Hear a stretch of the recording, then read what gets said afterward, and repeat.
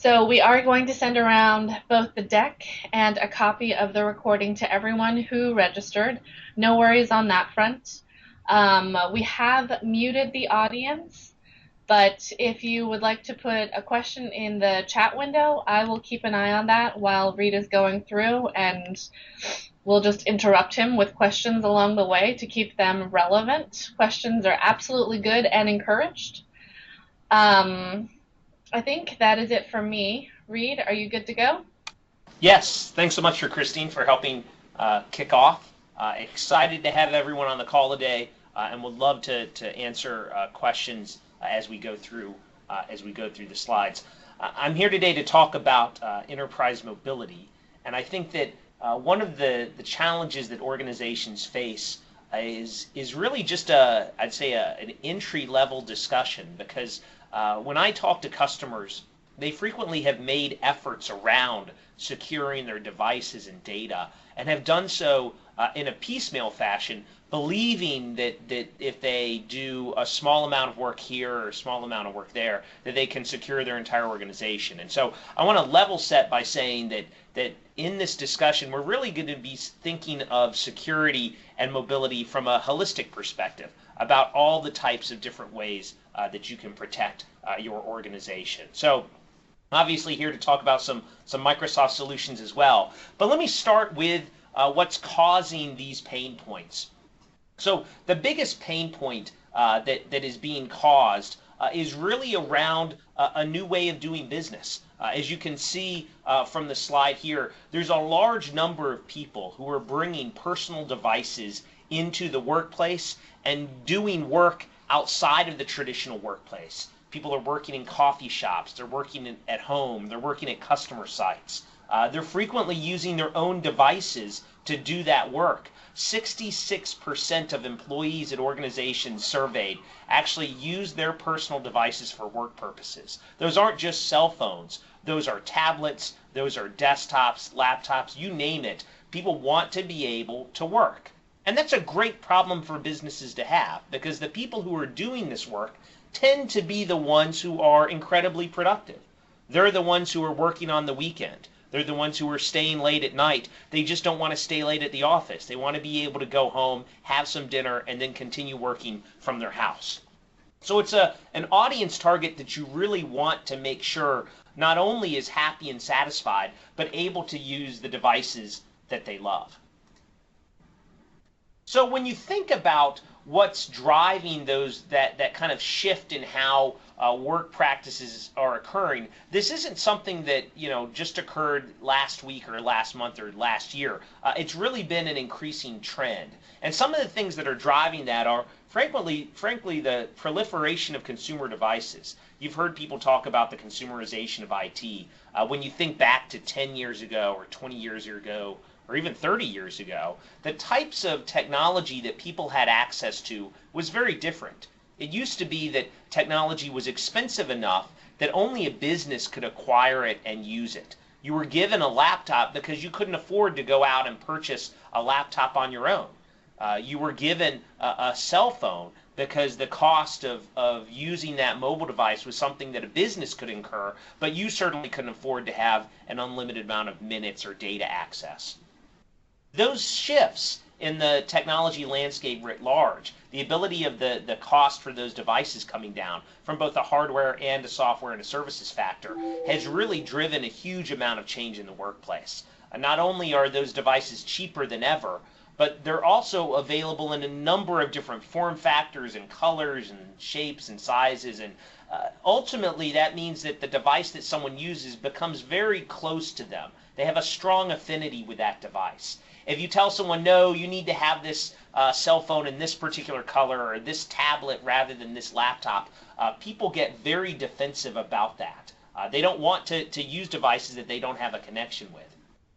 Because of that, because people went out and started using these devices, they began to realize that there are lots of services out there at very reasonable cost that allow them to go out and start doing the work that they need to do.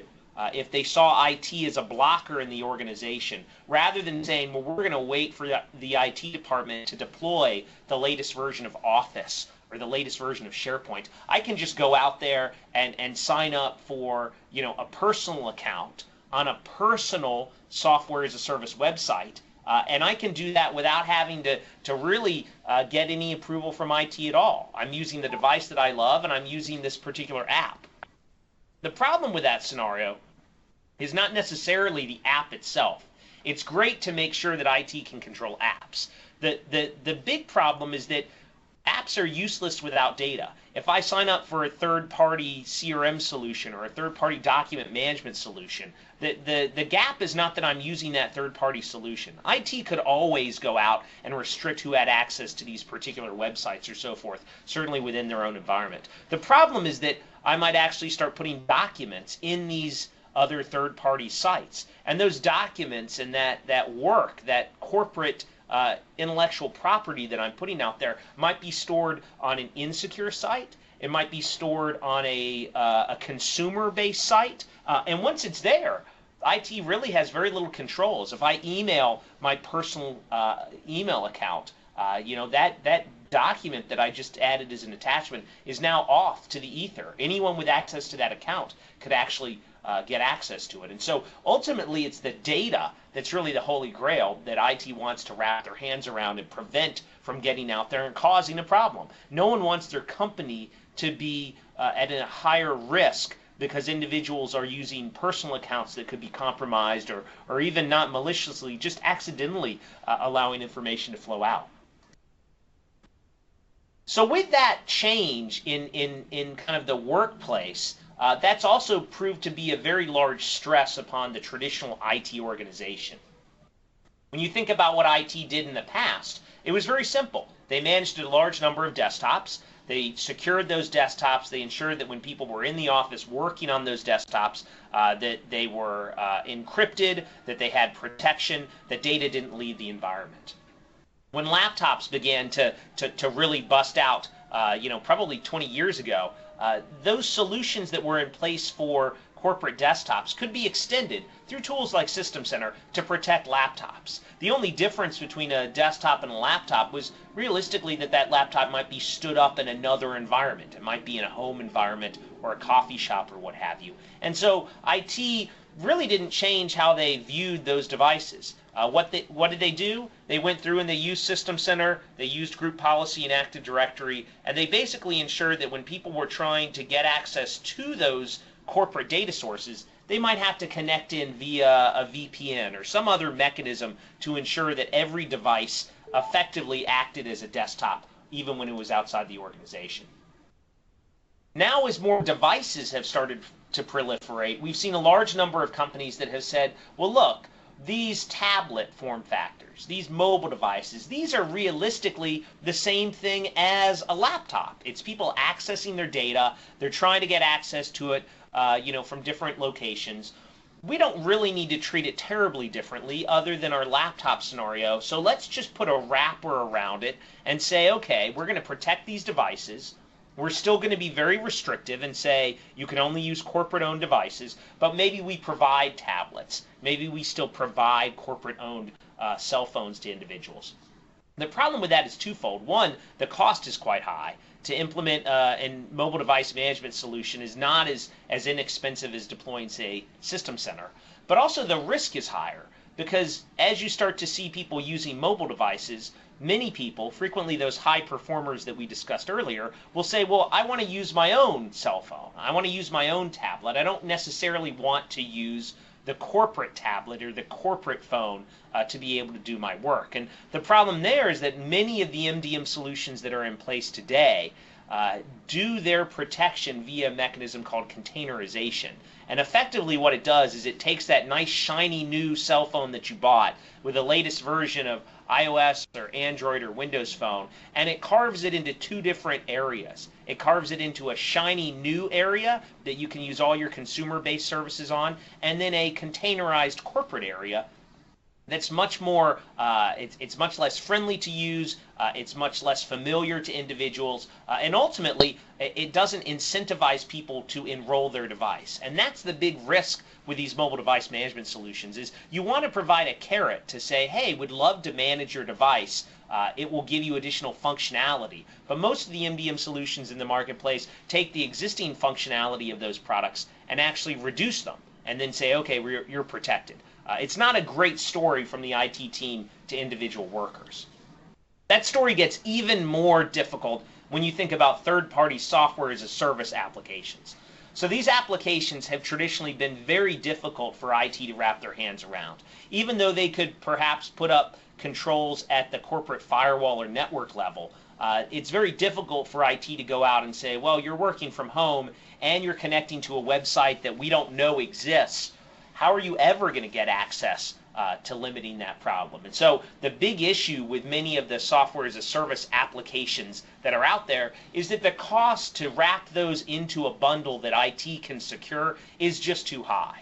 The risk is also incredibly high, though, because in addition to being accessible outside the organization, you can see people forwarding email, you can see people dragging and dropping documents into different systems, and as soon as that corporate data begins to leak into those different areas, IT has no control with their existing systems over that. That's why the protection of data is really seen as the holy grail, because if you could protect the data, it wouldn't matter if it was being stored in a third-party SaaS website or even an insecure mobile device. That ultimately is the highest point that most organizations want to reach. They say, look, it's great that I can secure my mobile devices that are enrolled. It's great that I can wrap IT's fingers around a series of third-party websites. But let's say that someone logs in from a device that I don't have control over. Let's say that you might be at a friend's house and you want to check your email. Or you might be at a customer's site and you want to bring up that PowerPoint document on a conference room that you've never accessed before. In those cases, the fact that your device is insecure is irrelevant. You need to get access to the data and you need to be able to do it quickly and securely. And you want to ensure that once you get off of that machine, that regardless of the fact that you were using an unprotected device or even a third-party website, that the data remains secure. It's a great idea. The problem is mostly the cost.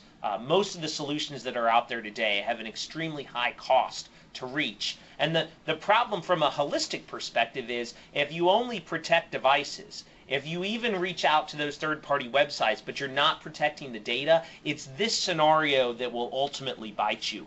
Because it's not that people are being malicious. If I'm trying to do work from a machine that I've never logged into before, I still want that experience to be secure. I still want to make sure my documents aren't at risk, but I just want to do my work. It's not that, I'm trying to be malicious in any way. And so being able to secure those scenarios is key for most IT organizations. What they've done in the past, and you've seen this with a lot of different providers out there, is say, well, look, we know it's complex to be able to secure these devices. We know it's challenging to be able to secure the data. Let's stand up a VDI solution and implement that so that people, whether they're logging in from a phone or a tablet or even someone else's machine that's insecure, goes to this secure environment that they can spin up. The big challenge there is, again, one of complexity and cost. It takes a lot of money to spin up a VDI solution, even though it may solve some immediate pain points. And we see lots of organizations that have used remote desktop services and Citrix and VDI pools. Ultimately, those solutions very rarely scale down to smaller form factors. If I'm on my cell phone, I'm not going to connect into a VDI solution typically to be able to access a line of business app that was developed 10 years ago. Even if the VDI solution enables it, chances are the app itself was never designed to render at that size. And so the complexity is high and the adoption rate is relatively low. Again, you want to incentivize the individuals who are trying to work remotely and telling them that they need to hop into another desktop running off another data center location. It's not only expensive, it's not driving a good story for them. So they may choose not to do that. This is not to say that these are all the solutions. In the future, a new solution may come out with increasing complexity and cost. And so whatever we talk about today, you need to think about this in the landscape of not only the applications and data that people are using right now, but what about when a new app or a new service comes out that everyone suddenly wants to use? How are you going to protect data then? Whatever solution you implement needs to be flexible enough and extensible enough that it can protect not only the security risks today, but also those that are going to occur in the future. So fortunately for you, and the reason that we're having this call is that Microsoft has a single solution that addresses all of these different scenarios. It's called the Enterprise Mobility Solution. And it's actually a suite of products. We'll go into each of the components in a few minutes, but it's important to recognize that Microsoft has always tried to drive value through to the customer by providing a suite of products at a lower cost than you would be able to purchase a la carte. All of the items that we'll talk about today, if you only wanted to purchase one component of it, you could certainly go out into the marketplace and purchase those individual components. But by bundling it into a single suite, it makes it much easier for you to consume it, makes it much easier for you to manage and control it. So what does that look like? We started out by saying that, the entire range of different scenarios, from end users who are leveraging different devices and third-party websites and data on them, all to the IT desire to control devices and protect the data. Microsoft's focus is uniquely designed to make sure that both needs are addressed. Even though IT wants to protect items, the end users just want to be able to do their job. And what we'll talk about today are 3 of these 4 areas for empowering your end users.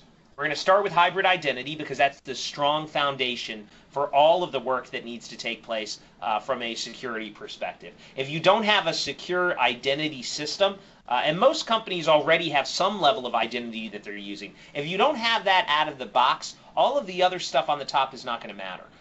I'll be honest and say most of the engagements we do with customers from a maturity perspective is around identity, because you can't layer on these additional security solutions until you've secured identity at its heart. Once you've got identity down, then you move into mobile device and application management. And this is saying, look, we understand that each person that connects is using a secure identity. We know who they are. We can prevent malicious people from taking advantage of that identity. But now we want to extend that to all the devices that they use on a regular basis. We want to ensure that when they lose a device or drop a device, that they're not exposing themselves or the company to greater risk. And we want to manage those applications that are on that device so that people don't inadvertently, through their own ignorance, actually end up sharing information that should not be shared. We want to set up policies for the devices and policies for the apps to make people as productive as possible while not having to sit them down and have them read a 400-page corporate policy handbook every week to ensure that they're doing that correctly. That extends to the final leg of the stool, and what I would say is probably the holy grail from a security perspective, protecting the data itself. And we'll go over that in the access and information protection section. But the primary thrust of that argument is that even if you have protected devices, even if you've secured websites that people are accessing, ultimately, as soon as I build the document, from the moment that I create it, that document is insecure. And if I don't secure it at the very moment of creation, I can't come back a week later or a month later or a year later and wrap security around it and think that I'm secure. When we talk to organizations about this final level, we have to be brutally honest and say, look, everything that you've generated prior to today could be copied onto a USB drive, could have been emailed by an individual to another person outside your organization. There's no guarantee that the data that you have today is secure. But if you start to build new data and you start to wrap security and access and information protection around those documents, around that IP, as soon as you create it, moving forward, you won't have those risks. And you can be very, very clear and very discreet and granular with what the policies are. A lot of the organizations that we talk to, the biggest way that they light this up is they start to come up with corporate policies that reduce their risk all up. One of the popular ones that they like to use is the concept of a timeout. You can actually now stamp documents and work products and say, after 7 days, your access to this document goes away. You'll no longer be able to edit it or even see it or print it or forward it, it just goes away. And that's a great way of not only protecting your company today, but saying that in the future, if there ever is documents that leak out, that it's a limited amount of risk, and ultimately a something that is manageable that you can control. So let's dive right into the details of what those solutions look like. So we're going to start, as I said, with the identity model. And it's important to recognize that this isn't new. Almost every organization I talk to has some form of identity set up in their environment. Frequently, it's a single monolithic identity. They might be using something like Active Directory to allow people to log into their particular workstation. And that's great. Most people don't think twice about the fact that you need to log into your workstation, and that when you log into that workstation or laptop or tablet, that it's going to do things as you. That identity allows you access to various files, applications, and data within the environment that you work right now. If you think back to 15 or 20 years ago, there are actually a multitude of different identity providers that were out there that were operating in that enterprise networking space. Microsoft ended up consolidating most of the market by having an easy-to-use solution that was not only easy to administer, but easy for individual users to set permissions and the like.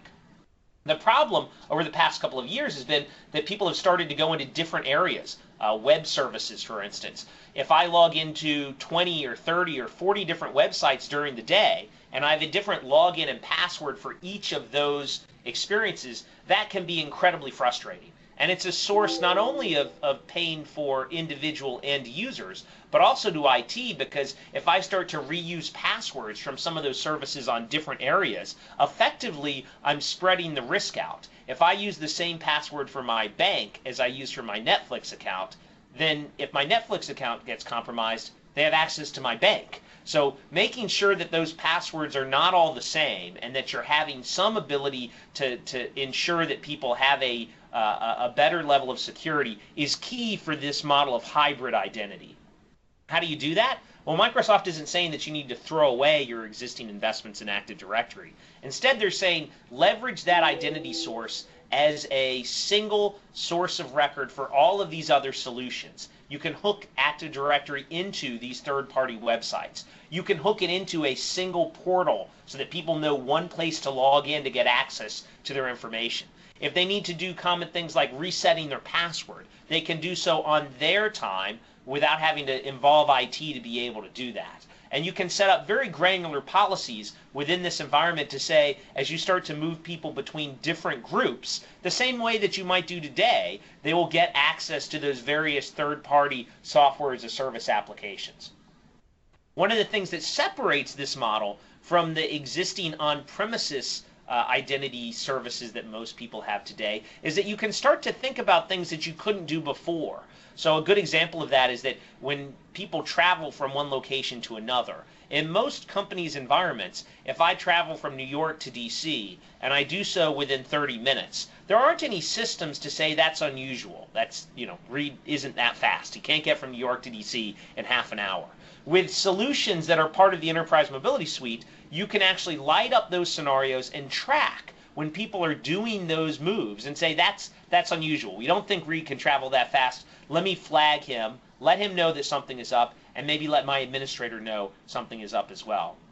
You can also, thanks to the back end, utilizing some of the newer functions from Microsoft like Azure Machine Learning, start to look at things that are completely outside the realm of what people do today. A good example is if I typically travel up and down the East Coast, but in 1 week I show up in Minnesota, that's aberrant. That's not my regular behavior. And using this hybrid identity model, that can send an alert to either my administrators or myself and say, hey, you typically don't travel to this location. We've built up enough data on you to say whether this is unusual or not. You can flag it or not. You get the choice to do that. That's something most organizations could never spin up in their own environment because the cost would be too high. So let's walk through what that looks like from an end user perspective. So I've got a sample user here. I've got a laptop. I'm going to log into my corporate environment and use my traditional Active Directory username and password. Great. Now that I'm trying to do that, I'm trying to log into multiple cloud accounts. Let's say I've got a CRM Online account. Let's say that I've got a LinkedIn account. Let's say that I've got a Concur account or a DocuSign account. Suddenly I've got 5 or 6 or 20 or 30 or even more passwords that I'm having to record. Hopefully I'm not using Post-it notes for that. Hopefully I have some sort of password management system, but any system that I use is obviously only going to be as secure as my identity, so making sure that I can secure that is critical. Let's imagine that IT deploys a new app. Let's say they go out and say, hey, we recently purchased a new application that we're going to deploy to individuals. Maybe it's not even a traditional app. Maybe it's a third-party website that they've signed up as a service for people to light up. I'll use DocuSign as an example. So lots of organizations are going out and saying, hey, let's light up this scenario, but let's give people access to this app to begin with. And as an IT organization, you don't really want to have to think about that identity layer. We've worked at organizations that have, during new user and departing user provisioning policies, a series of checklists that just goes through the 50 or 60 different services that need to be pulled off every time a new person is hired or a person is fired or leaves or shifts a department. All of that manual work, even if fully automated, it makes the system very brittle. So IT wants this to be centralized as much as the next person. So if you leverage Microsoft's hybrid identity store, you effectively can tie your regular Active Directory account into what's known as Azure Active Directory Premium. And the best part of leveraging those two systems is you don't have to go out and tell people that they need all new passwords. You can simply turn it on, turn it up, and have people start consuming it. In addition to leveraging that to access all of these cloud services, IT will be able to start to do that advanced security monitoring that they couldn't do before across not only the on-premises environment, but cloud systems as well. I'll use a quick example of that. If I were to log in from a friend's house or perhaps my parents' house on their machine that's infected with malware, as it typically is every time I visit my parents, when I log into that machine, I can get access to my corporate systems. Now, I'm on a machine that's well known as being a purveyor of malware and spyware. Because I'm logging in through the hybrid identity model, the administrator here at New Signature will receive an alert that will say, hey, we notice Reed is logged on from an area of the internet that's known for spyware and malware. That machine that he's logged on is potentially infected. Now, that's great that the IT team knows about that, but ultimately, I don't want to have to think about that. I just want to be protected. And that's why the hybrid identity also includes multi-factor authentication. So rather than simply putting in my password and my username, which could easily be copied by a keylogger, using Azure AD Premium, I can actually have a second form of authentication, in this case, my phone. My phone has an app running on it. When I log into my corporate environment, it prompts me to use multi-factor authentication. I click out my phone, a little prompt shows up, I select accept, and instantly I'm authenticated into that environment. The big benefit there is that not only am I protected from a machine perspective, but I'm also protected from a password perspective. Because even if a keylogger was installed on that malicious machine, otherwise known as my parents' old Mac, I can still get in and be able to access that data, and that username and password is useless to a malicious person because they don't have that second form of authentication. If someone does try to get in, and for instance, myself, if I don't remember my password, I can self-service that through a single web page. I can go through, I can either set up my own security prompts or use a two-factor authentication on my phone to do that, so I'm not having to bother the IT team to be able to do that. If I need to add a new device, I can simply enroll that myself. As soon as I enroll the device, it will go out to the hybrid identity store. It will get the policies that are determined by my IT team to be possible, and it will actually ship those back to my device. The most common use case that we see, probably 85 to 95% of the organizations that we work with, that means email. When I enroll my device, I'm going to get access to my email. But it extends beyond that. It's, as you'll see when we go into the mobile device management, it allows me to get access to applications. It allows me to actually discover different types of apps that I'm using on that device. And let's say ultimately that someone does try to break into my account. If they're trying to log into it, whether those user behaviors are anomalous, Let's say that the IT team sees 300 different login attempts, and then on the 301st try, someone gets in. Well, that just screams a brute force attack, and the IT team will be alerted by that. They'll know if people are doing aberrant behavior, if they're traveling between two locations too quickly, if they're just in an area of the world that they aren't normally. If I show up in Azerbaijan, that's probably not me. The IT team should get alerted about that so that they know, hey, this person is doing something that is probably not usual. Now, this doesn't, even while it's alerting about that anomalous behavior, it doesn't mean that you're any less secure, because as long as you're using two-factor authentication, you're able to make sure that even though someone's trying to get in from Azerbaijan, they're not actually able to get into the network. They can continue to try and brute force as long as they need to, but they're not going to be able to get in and get access to my password.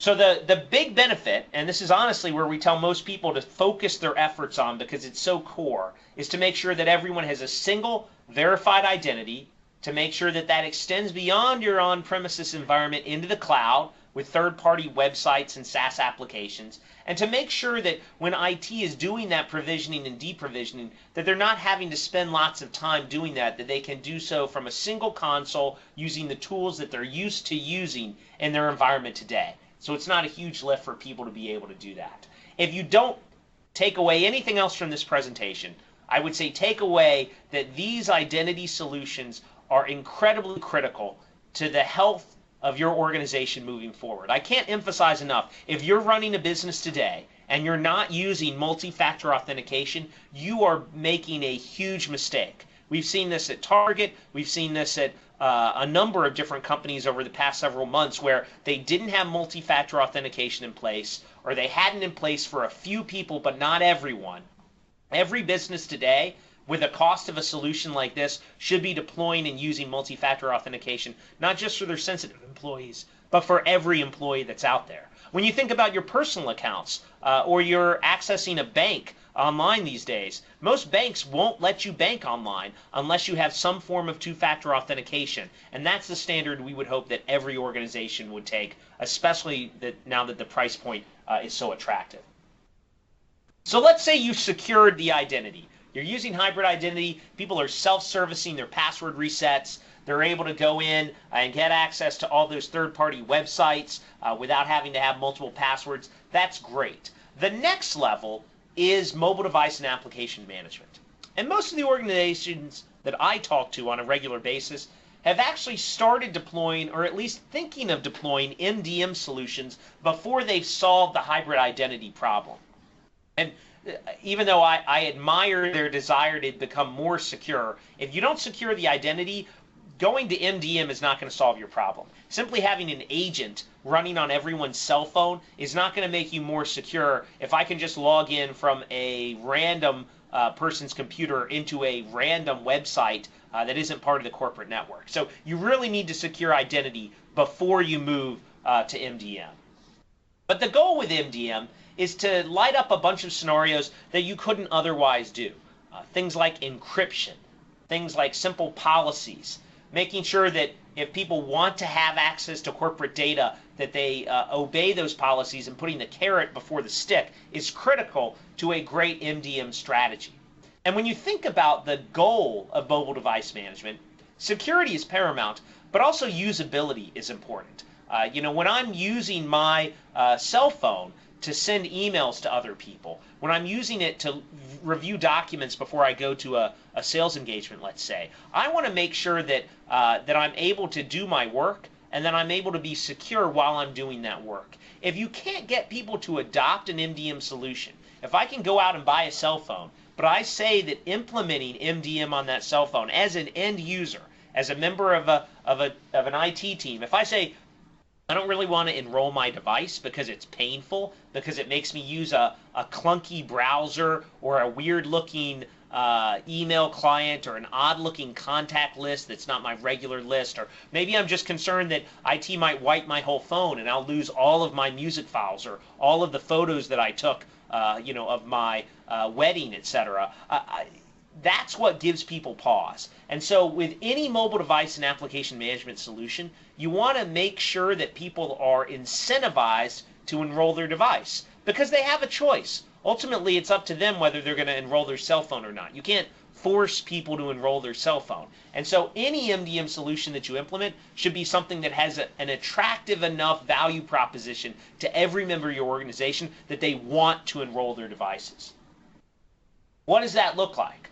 Well, of course, you have a bunch of different devices that are out there. There are iPhones, there are Android tablets, there are Windows phones, there are things like the Surface and the iPad that exist from a tablet form. There are just lots of different types of devices. Every person might have 2 or 3 or even 5 different types of devices that they use on a regular basis. They're not trying to think too heavily about the devices that they have in their organization.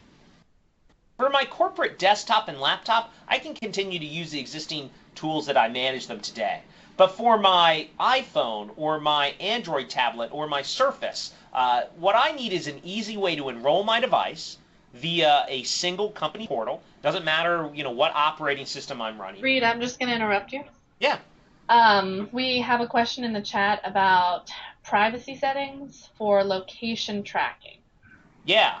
So there's certainly a, in terms of where the devices are, in the existing model that Microsoft has deployed with EMS, they're not doing what's known as geofencing out of the box in the policies that are there. That's not to say that might be something that they could implement in the future, but it is something that's set on the corporate level. What Microsoft has chosen to do with all of these devices, and you can see in the enrollment policy that we're going through an example of here, these are devices that I own. These are not devices that the company owns. So there is a divide there between those types of devices. And the MDM solution that's part of EMS allows you to define 2 different standards for the types of devices that people enroll. You essentially have a corporate-owned standard, in which case you not only have access to all of the hardware information, but all of the apps, software, data that's contained on those. Then you have a personal-owned device that you can actually bring into these solutions. And that's the model that I'm going through right now in the example. These are devices that I own. I went to a Best Buy, say, and picked up a new phone or a new tablet, and then I chose to enroll that device. And in that case, corporate IT won't have access to key parts of information about that device. They'll have the ability to get access to the basic hardware requirements. They'll have access to any corporate-owned apps that had been pushed to it. But items like location, items like the personal apps. If I download, I don't know, Angry Birds Star Wars on my personal device, the IT team won't know about that. So it does divide it between those 2 scenarios, and you really need to be explicit when you're talking to individuals at your organization, what type of device you're really distributing to them. Because a lot of organizations continue to distribute cell phones and other materials to them, and you can choose to say, if we distribute these are corporate owned. We're going to know everything about those devices.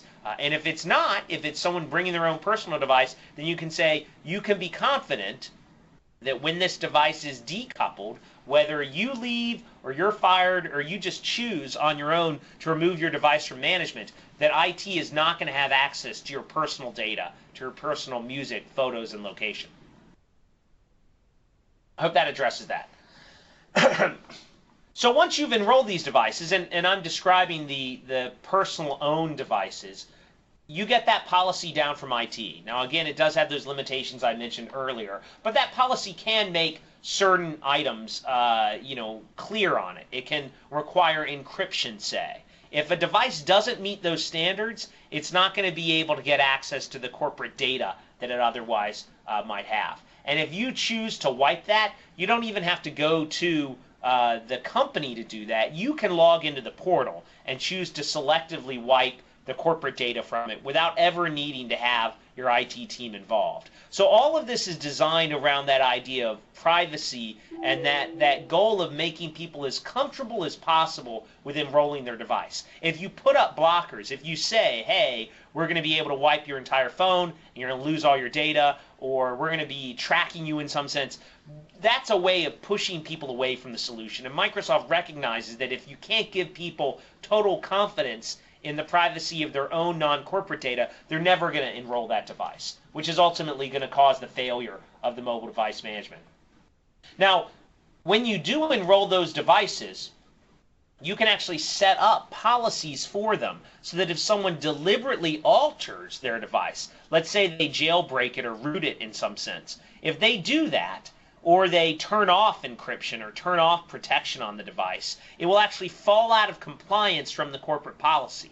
They don't have to know that, but effectively what that will do is it will automatically remove the corporate data that's contained within that device. If I jailbreak my iOS device, suddenly I'm no longer in compliance with my corporate policy. Instantly, all of my documents, all of my email, all of that will be removed from the device. So it makes it easy to ensure that all of the devices at any given moment are meeting your policies. It's a provision called Conditional Access.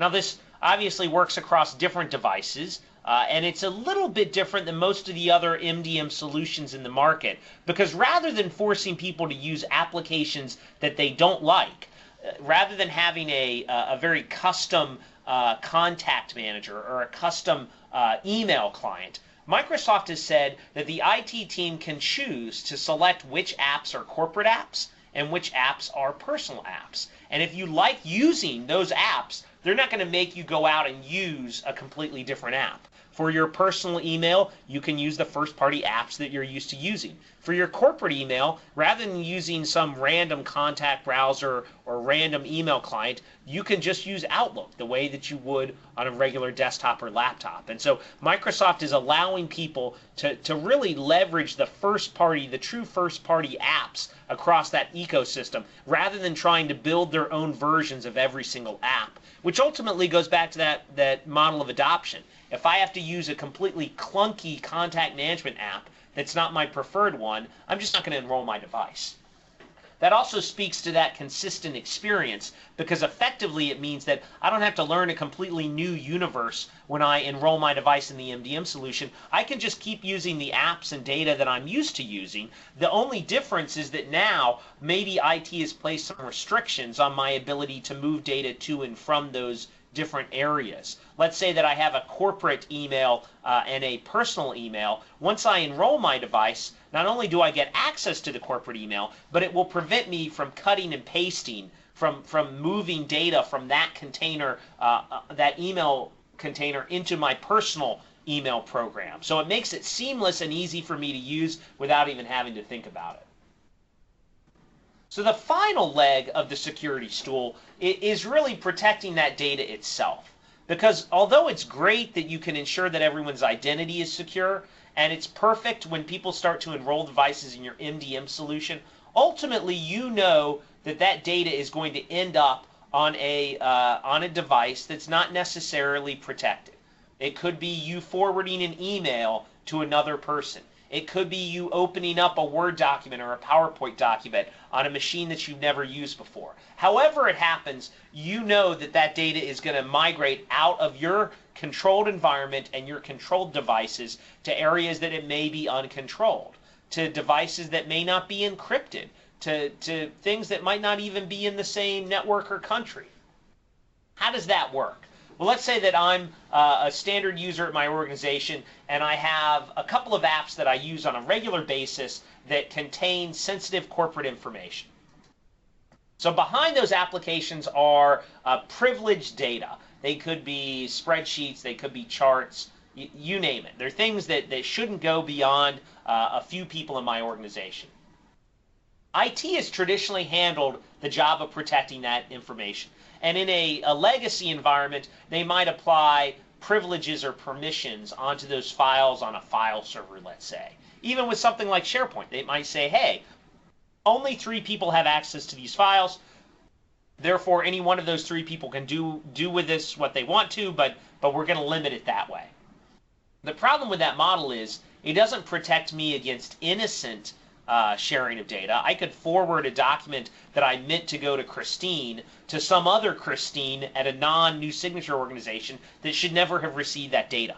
And so even though this is a good model for legacy solutions, For modern solutions, you really want to say, I want to limit this data to these 3 people forever. I never want it to go beyond those 3 people, or I want to have a moment where I have to choose to protect that data.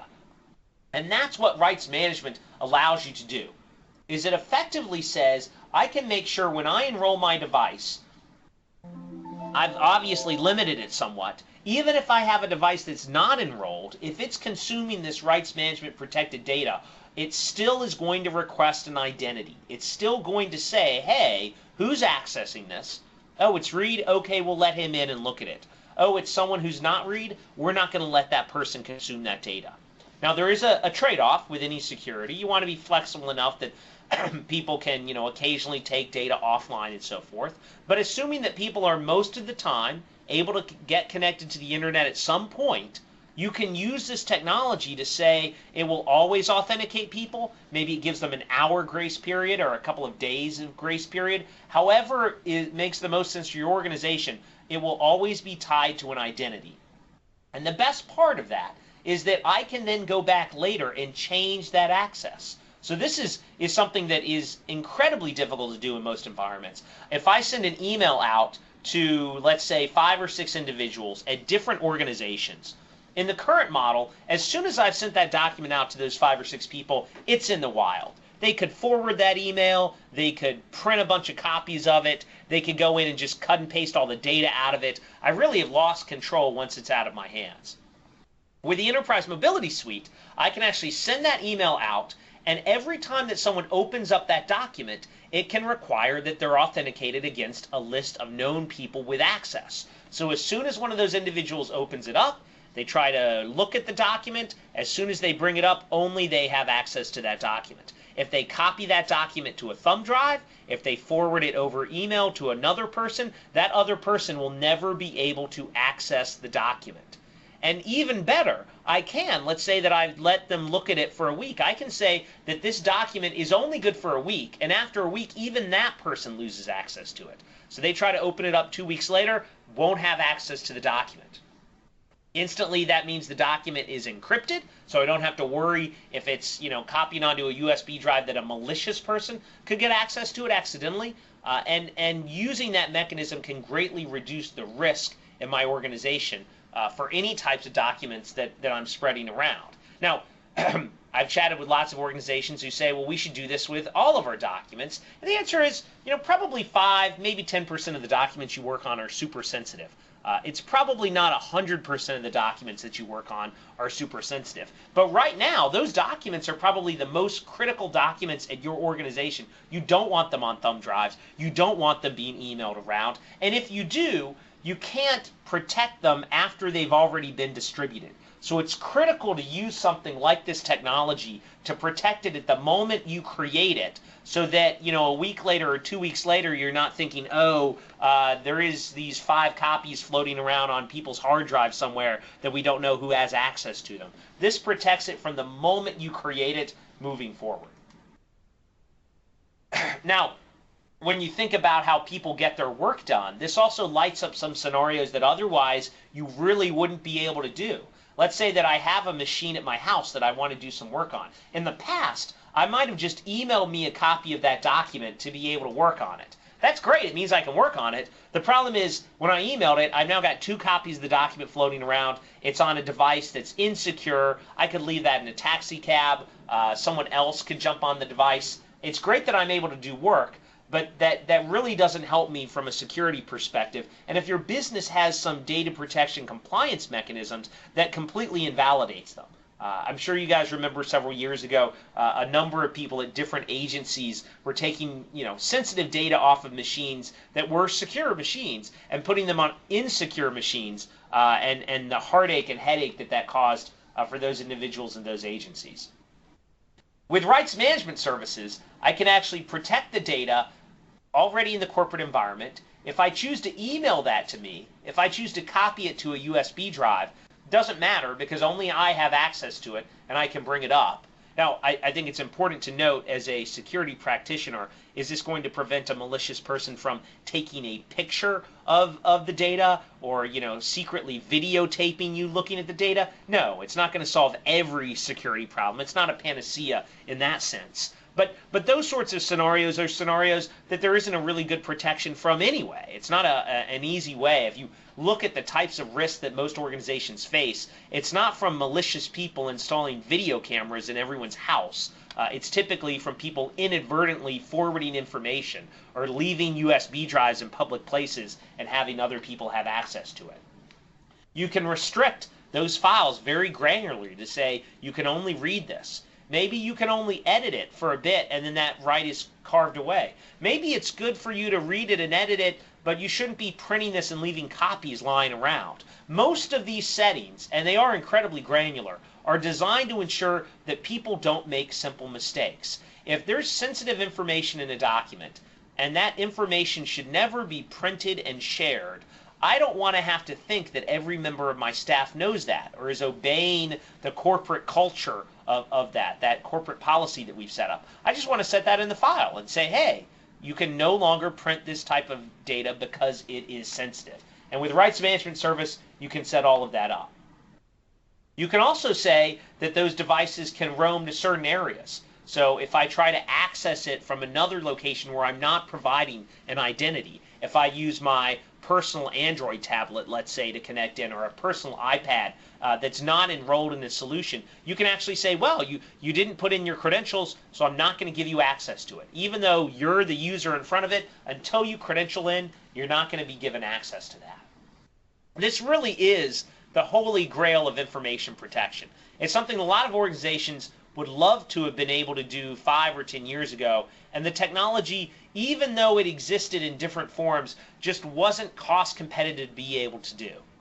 With the Enterprise Mobility Suite, you can turn this on and immediately begin leveraging this within a matter of minutes rather than days or hours. You want to make sure that you have best practices in place. Like I mentioned, you probably don't want to run and encrypt every single document in your organization immediately because you want to take a nuanced approach to that. But the ease of use, the ability to go from 0 to 60 is there. It's already built into every Office product that's been released over the past couple of years, and an increasingly large number of third-party providers are baking this into their applications that they're developing on different devices, so that whether you're using a PDF reader or Microsoft Word or an image viewer or PowerPoint, it doesn't matter what app it is, it should be able to consume this type of content. So when you think about that holistic view of all the different types of data and scenarios that are out there, the goal is to make sure that you ultimately can control the types of data, apps, and devices that are there, that you're focusing on the lower hanging fruit first. We would always encourage most places to start with identity, then move to mobile device management, and finally to the data itself through Rights Management Service. But that all can be done with a single product to give IT a single solution to wrap their hands around it and to ultimately to provide a great experience to the end user. All of these technologies are worthless if you don't have adoption at your organization. So it's critical to make sure that people are not only eager to use the solution, but eager to use that solution on every device that they use, eager to leverage things like multi-factor authentication every hour of the day. It's critical to make sure that security is seen as a win for them, not as something that IT is making their day more complex and busy.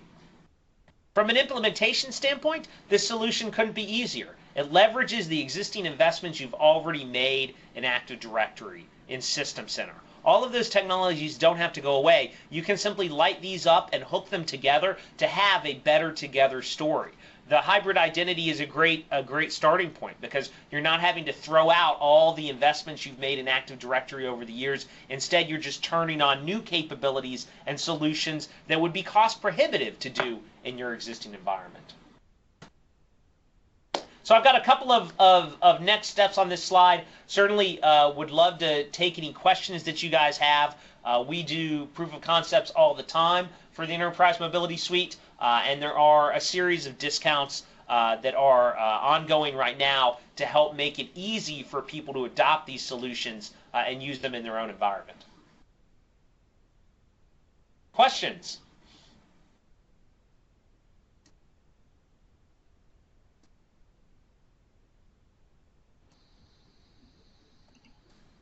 I am not seeing additional questions in the chat, so what I'm going to do is stop the recording.